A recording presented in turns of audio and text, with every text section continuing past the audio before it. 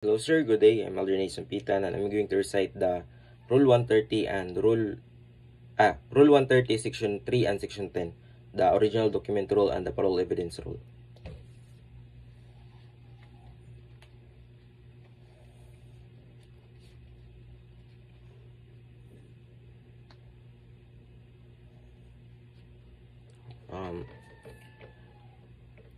Original document rule. Section 3. The original document must be produced.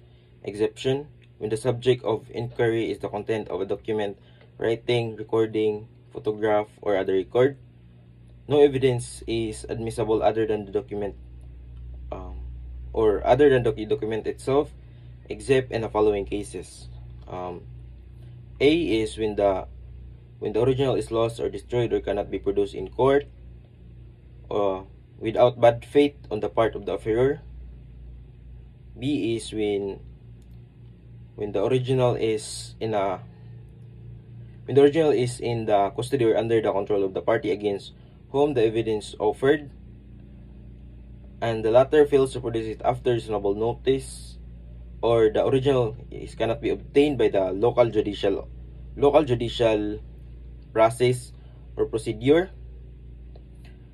C is when the original is consists of numerous accounts other than the document which cannot be examined in court without great loss of time, and the fact so to be established from is only the general result. It is the only general result of the whole when the original is a public record in the custody of a public officer or is recorded in a public office, and E is when the original is not closely related to the controlling issue. Parole evidence rule. Section 10. Evidence of written agreement. When the terms of an agreement have been reduced to writing, it is considered as containing all terms agreed upon, and there can be as between the parties and their successor in interest. No evidence of such term other than the content of written agreement. However, a party may present evidence to modify, explain, or add to the terms of written agreement if he or she put it issue in verified pleading. A is intrinsic ambiguity, mistake or imperfection, mistake and imperfection in a part of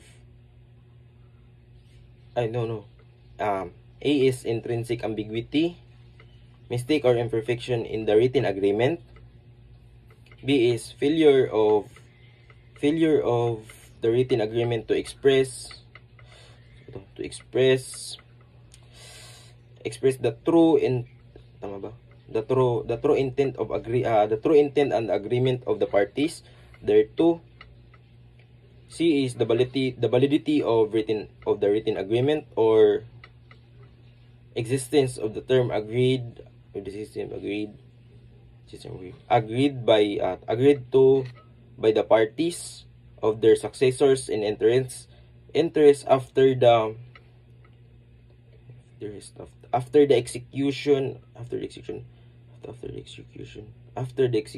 of written agreement. The term agreement includes will, amended in Section 9.